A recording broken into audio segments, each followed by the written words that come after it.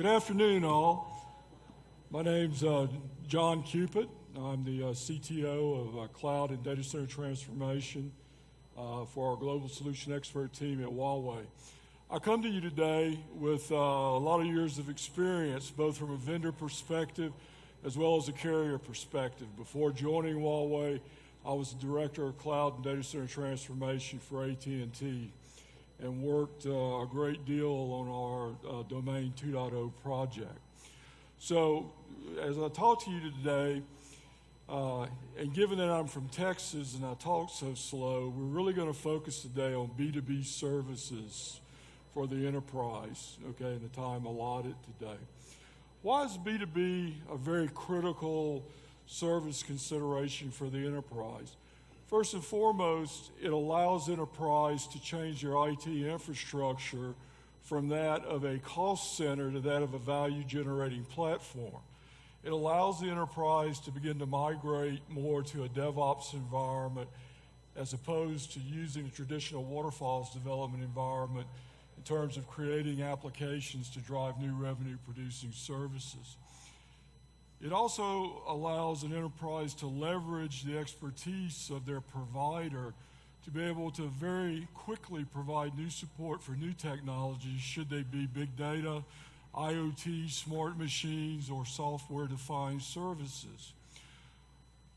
By the creation of a value-generating platform, it allows the enterprise then to create very strong competitive differentiation in the marketplace, as well as to begin to leverage their relationship with the provider, because the relationship changes from that of a vendor relationship to that of a strategic relationship.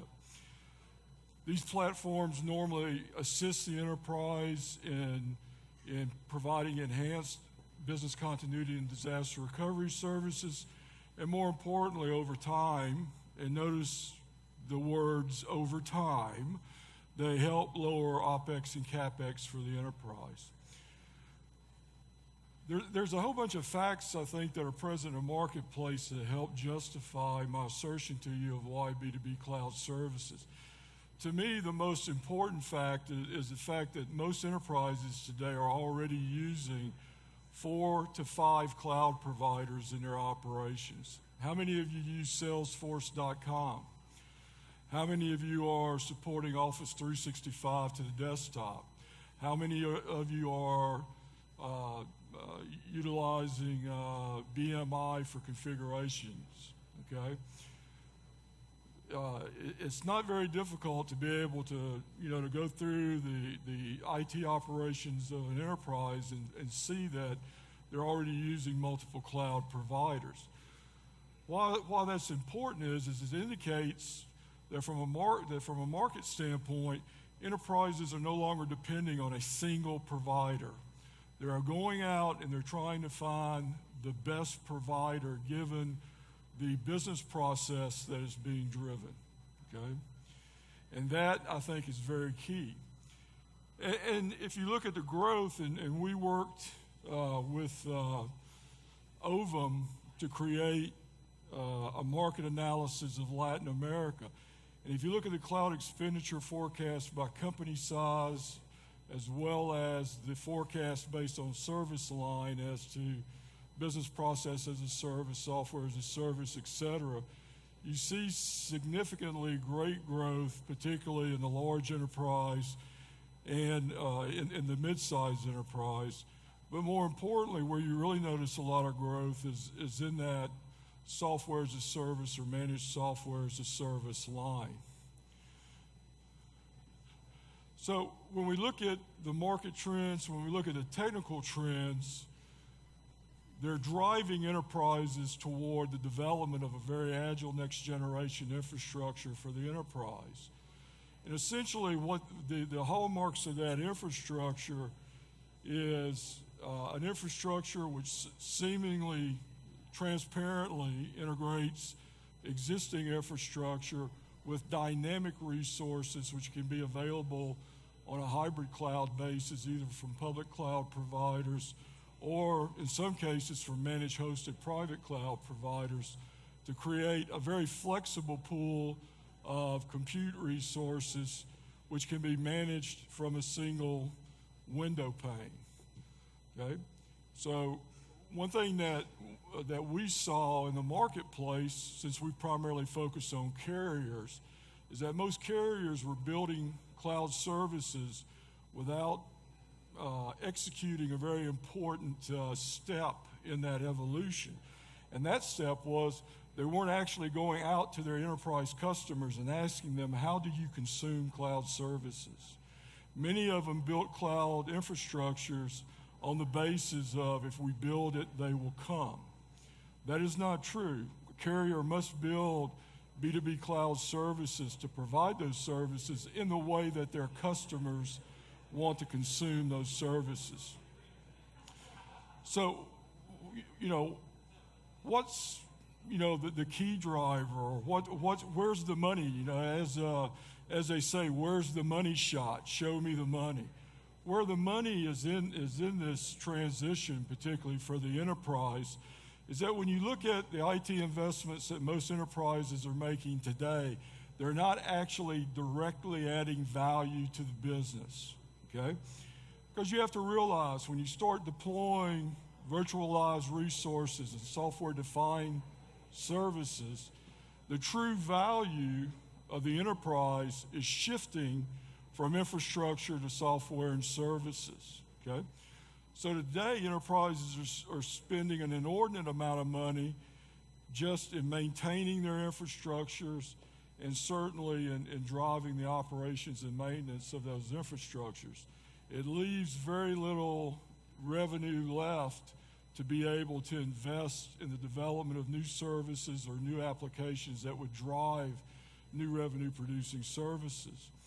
So effectively, what we see enterprises doing all over the world, not only in the United States, but in Asia and EMEA, is beginning to utilize the concepts of cloud and agile data center techniques, as well as converged infrastructure through the use of hybrid cloud to create a value-generating platform, and then, choosing the right B2B partner in order to position managed and prepackaged industry solutions, whether they be SAP solutions, whether they be Oracle solutions, but to be able to utilize those prepackaged solutions in order to significantly increase the amount of business value that investment drives.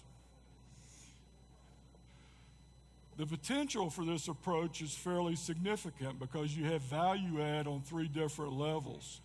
First and foremost, you're able to optimize existing IT by leveraging your existing IT capabilities and then providing more elastic resources to the business. Secondly, you can utilize those elastic services to unlock the potential, particularly of new business processes, the way that they're currently executed today, and you can unlock constrained opportunities because many of us from a business process standpoint are locked in by IT limitations. We're locked into how, for instance, we drive our supply chain or how we drive our accounting software. We're locked into certain limitations. Last but not least, these platforms allow the CEO and the executive staff of the enterprise to start exploring new business models, okay? Because one thing I want everyone to understand, cloud is not a technology model, okay? If you believe cloud is a technology model, you do not understand cloud. Cloud is a business model, okay? First and foremost, it is a business model.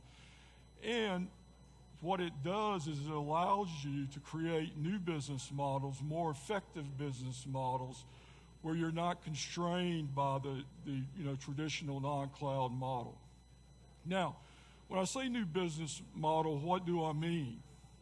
I think one of the more poignant examples of what I mean is the Industry 4.0 work that's being done. Huawei is a major partner with SAP, and we have been working with SAP for the last 2 years since we started moving their managed ops to the Deutsche Telekom Open Telecom Cloud to help drive Industry 4.0 standards. And what we have found, particularly from an industry standpoint, is that 72% of manufacturers believe that their use of data analytics is going to significantly improve their customer relationships, as well as enhance customer intelligence during their product life cycle. You see major manufacturers, Caterpillar, John Deere, creating their own networks to get maintenance information off their equipment, to help farmers, measure the amount of herbicide they spray, okay? There's a tremendous amount of customer intelligence that's coming back to those manufacturing companies from the concept of digitalizing the manufacturing environment. 35% of the companies, and I have to say the majority of the companies who are currently rolling out Industry 4.0 are primarily based in Germany and Japan, but 35% of them expect significant revenue gains, over 20% within the next 5 years, because of their adoption of a digital platform to facilitate Industry 4.0. The key thing is that this creates a totally new business model for heavy manufacturing at a time when, due to competitive pressures from global manufacturers, they're seeking new revenue streams. They're seeking to move to more of a subscriber economy. To me, one of the weird things about millennials is they don't want to buy or own anything. They just want to rent it and use it for a short period of time. That's why Uber's doing so well, Spotify, Box, okay? When you look at millennials, they could care less about owning a car. What they want to own is essentially as an outcome, okay? From an enterprise standpoint, when you look at your products and services, as you begin to compete in the subscriber economy, you have to have a digital platform in order to provide outcomes or selected outcomes to those users, okay? So you'll see significant differences from a business model standpoint in terms of how we will interact with our customers. Because instead of doing brand building, we're going to be doing, lifetime customer relationship type of activities. Because we're not going to value a customer on the basis of their single purchase. We're going to value them on the basis of their lifetime value to us as a revenue source. So when we look at local carriers such as TSTT, where are they currently positioned in the market today? Certainly, TSTT is providing basic infrastructure as a service, along with co-location services in a secure data center facility. They're also providing platform as a service offerings as well, where as the enterprise can create their own service catalog and start driving their own DevOps development to help speed up the creation of new applications in support of new revenues. They're also supporting software as a service, focusing predominantly with Google Apps for Business, VDI services, as well as video conferencing services. So, what's the next generation of B2B services? Two things I can tell you. What is really driving large enterprise right now is to find providers who are supporting marketplaces and hybrid cloud.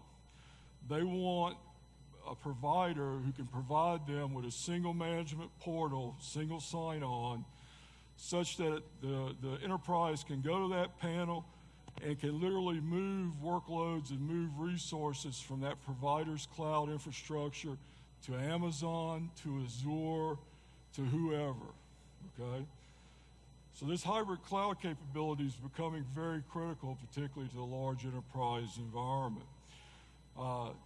It's also becoming critical because as many of you know, the ability to be able to support VMware under OpenStack is critical. Why?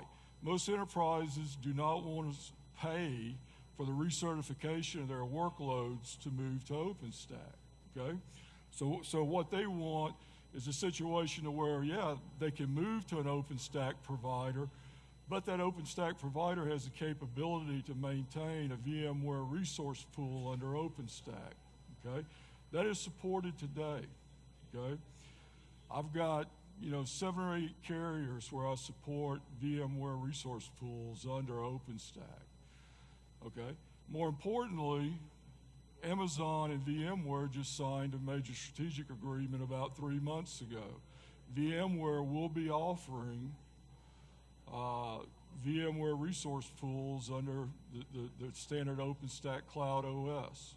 Why? Because now it's time for Amazon to begin to really move after the large enterprise, and they cannot move after the large enterprise unless they're willing to support VMware, okay? Now, what does this hybrid cloud integration do? What benefits does it bring to the enterprise? What it does is it creates a potential portfolio to reinforce current cloud services. Yes, I know it looks like the flag of the state of Texas, but it is what it is. First and foremost, when you're evaluating cloud providers, this phase 1 level basically gives you a minimum level of services that a cloud provider should provide in the event that they're competing with Microsoft and Amazon. Phase 2 is the enriched offering. These are providers who want to provide additional services that neither Amazon or Azure are providing today.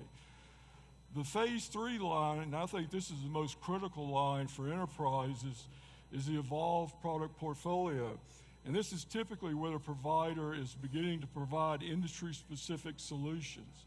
Cloud-based solutions supporting, the retail vertical industry, the oil and gas industry, okay, the transportation industry. Here, the provider, from a software as a service standpoint, brings in prepackaged solutions that fit the standard needs of those industry verticals, okay? That's the direction most carriers are going to go in because that's their niche and that's where they can compete most effectively against the industrial clouds of Amazon and AWS, is that ability to be able to create that industry niche solution and to drive a strong ISV ecosystem in order to facilitate a prepackaged integrated software as a service solution. So as you're evaluating, your providers, always compare them to this portfolio because it will tell you at what part of their transformation they're at.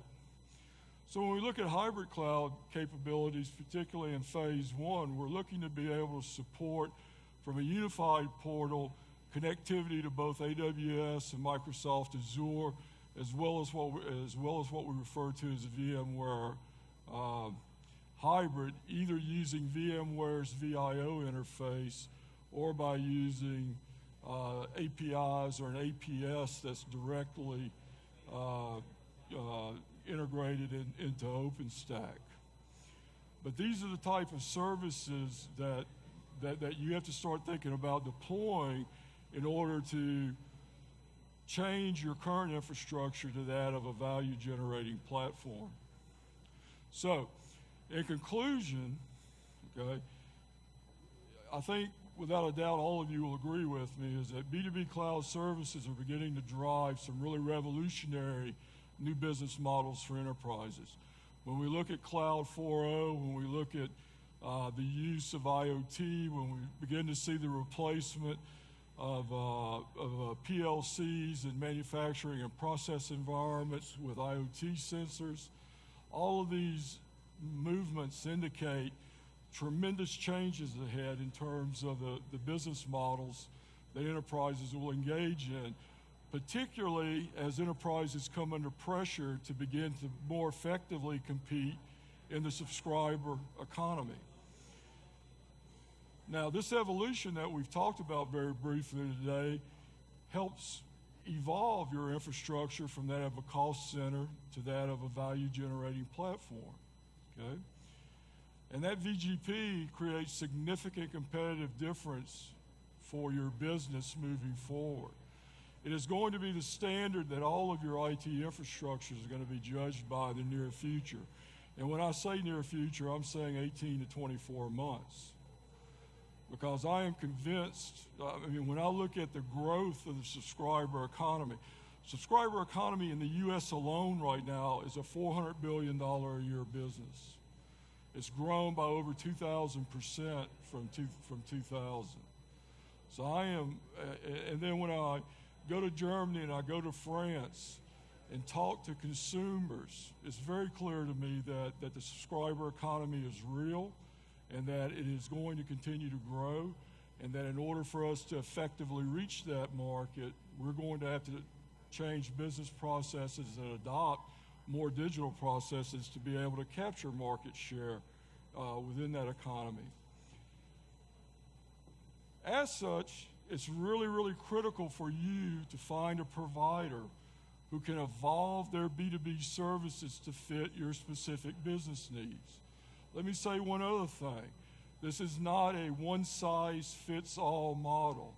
Each and every enterprise have their unique problems, unique business challenges, and you need to seek a provider who first and foremost understands your problems, but more effectively has the willingness to partner to you or partner with you to be able to address those business needs.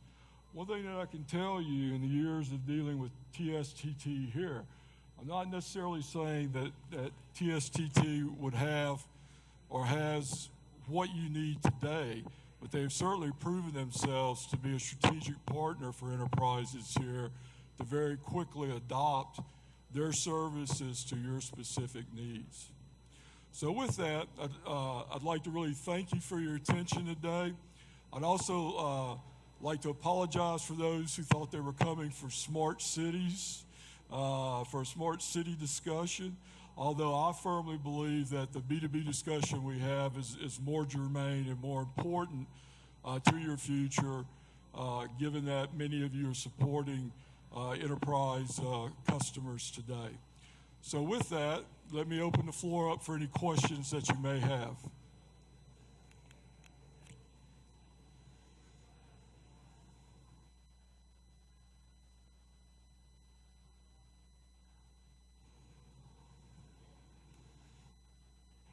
Well, look at it like this. At least it wasn't a wardrobe malfunction, okay? That would have been a lot more embarrassing. Any questions around B2B services, trends that are going on in the region? Don't be bashful. We also want to extend the invitation to the Jade Room. If there's any questions from the Jade Room that for John, any questions at all? Yep. I'm saying any questions?